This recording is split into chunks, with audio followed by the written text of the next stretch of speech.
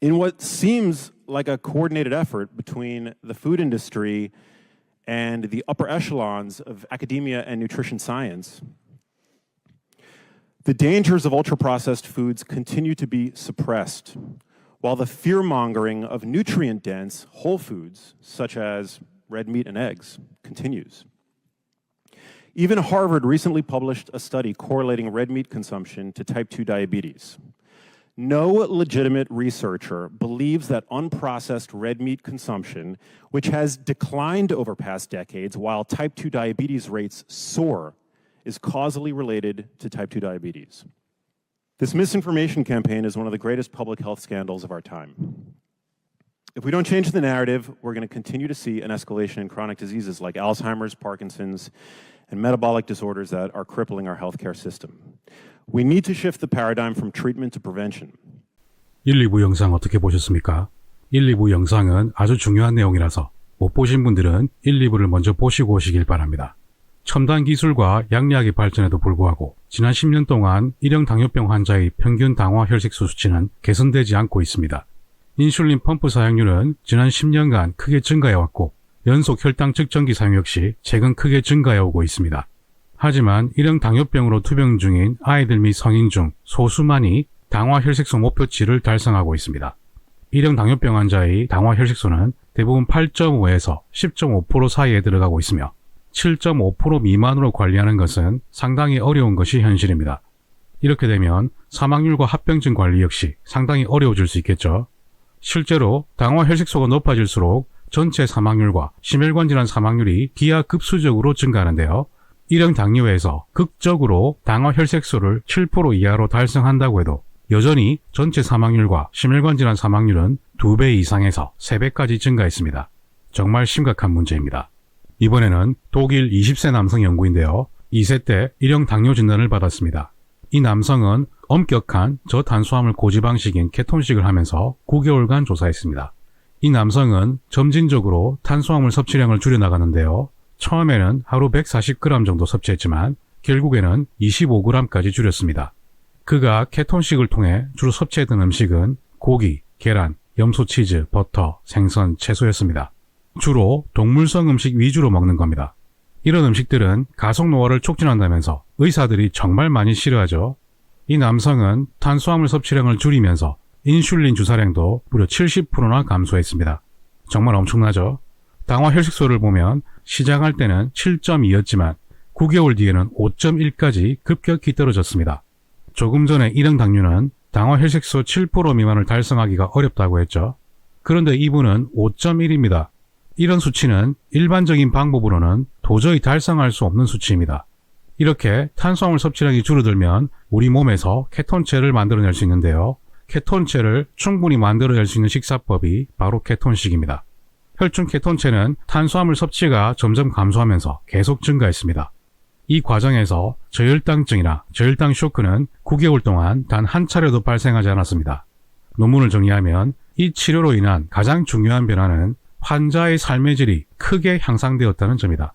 환자는 더 높은 에너지, 더 명확한 사고, 더 나은 집중력, 배고픔에 의한 긴박감 감소, 질병관리 등에서 전반적으로 훨씬 안전하면서 안정감을 느낀다고 보고했다. 저는 이런 부분이 정말 중요한 포인트라고 생각합니다. If you're eating small amounts of carbohydrate, you're taking small amounts of insulin, there's a smaller room for error, no bad hypos and no overcorrecting any hypos. So no more roller coaster blood sugars.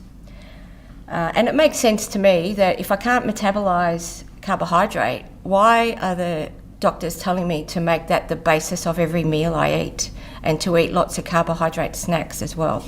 I mean, they don't tell people with a nut allergy, just eat all the nuts you want and take as much adrenaline as you need to counteract that. So it just didn't make sense to me. 이번에도 1형 당뇨병 아이 연구인데요. 역시 케톤식으로 치료했습니다. 표준 인슐린 요법과 함께 탄수화물 210g을 포함하는 표준 당뇨병 식단을 섭취하는 동안에는 혈당 변동이 마치 롤러코스터처럼 엄청난데요. 이런 높은 혈당 변동성은 혈관을 손상시키고 저혈당 쇼크를 유발할 수 있으며 사망률 또한 증가시킬 수 있습니다. 즉 당뇨 합병증이 크게 증가한다는 뜻입니다. 하지만 케톤 생성 식단으로 바꾼 뒤에는 혈중 포도당 수치에 큰 변동이 없는 것을 확인할 수 있습니다. 즉 혈당 변동성이 아주 낮다는 뜻입니다. 여러분들께서는 어떤 식사가 더 안전해 보입니까? 다른 일형 당뇨병의 저탄수화물 식단 연구에서도 식이탄수화물과 해당 인슐린 용량을 줄이면 일형 당뇨병 환자의 평균 혈당이 며칠 내로 안정화되면서 떨어졌습니다. 즉 혈당 변동성이 크게 감소되면서 안정된다는 뜻입니다. Well, that kind of gets to my personal story. This is where I'm a little biased in this because I've had type 1 diabetes for 13 years, going on over 13 years. And 12 years into that, I actually switched to a very low carbohydrate diet and adjusted my insulin regimen. But along the way, I also switched my insulin when I switched my diet, going from approximately between 90 to 100 IUs per day to actually reducing my insulin requirements to about 20 to 25 IUs per day when I switched onto this diet.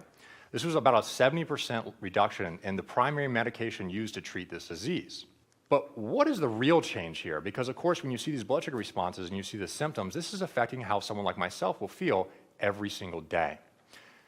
Well, afterwards, this is what my blood sugar looked like by using this approach.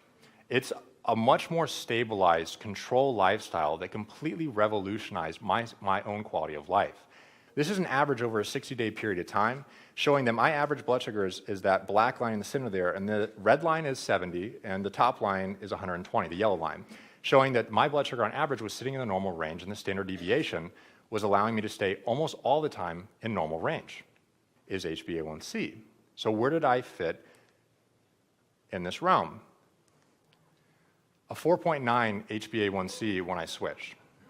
So this placed me into the normal non-diabetic range. 이 그래프는 일형 당뇨 환자가 보통의 당뇨식을 했을 때의 혈당 그래프인데요. 평균 혈당은 무려 204였고 혈당 변동이 엄청나게 발생했습니다. 마치 롤러코스터를 타는 양상을 보이죠. 그런데 같은 환자에서 저탄수화물 케톤식을 했더니 놀랍게도 평균 혈당은 불과 107 정도였습니다. 일반 당뇨식과는 혈당이 거의 2배나 차이가 나죠. 혈당 그래프를 보시면 파형이 정말 잠잠해졌죠. 즉 혈당 변동성이 매우 크게 감소되면서 안정되었다는 뜻입니다. 자, 이렇게 비교해서 보시면 정말 확실하죠. 여러분께서는 어느 쪽에서 당뇨합병증이 더 많이 발생할 거라고 생각하십니까? 뻔하죠. 저는 압도적인 차이를 보일 거라고 확신합니다. 다시 일형 당뇨병 아이의 케톤식 연구로 돌아와서 결과를 보면 진단 시 당화 혈색소는 무려 14.5였습니다. 이 아이는 1년 8개월 동안 저탄수화물 케톤식을 했는데요. 결과는 놀랍게도 당화 혈색소가 5.6까지 크게 떨어졌습니다. 지난 2부에서 인슐린 치료를 받고 있는 일형 당뇨 환자들은 당화 혈색소 7% 미만을 단 20%에서만 달성하고 있고 5.7% 미만은 1% 정도만 달성하고 있다고 말씀드렸습니다. 그렇다면 이 아이는 저탄수 식단 1년 8개월 만에 상위 1% 혈당 관리 상태라는 겁니다. 아이 사진을 보시면 키도 많이 컸죠. 처음에는 배가 불룩하게 나오면서 가스도 차 있는 모습을 보였지만 이제는 배도 쏙 들어갔습니다. 딱 봐도 엄청나게 건강해져 보이죠? 이 아이는 인슐린 분비 기능도 점점 회복되면서 인슐린 주사도 완전히 중단했습니다. 여러분들께서는 지금 불치병인 줄 알았던 일형 당뇨가 치유된 모습을 직접 목격하고 계신 겁니다. 정말 기쁘고 행복해지는 사례였습니다. 그러면 4부에서 다시 뵙겠습니다. 그러면 닥터3는 다음에도 더 나은 영상으로 찾아뵙겠습니다. 제 영상이 마음에 드셨다면 좋아요, 구독 꼭 눌러주십시오. 닥터3는 여러분의 건강을 응원합니다.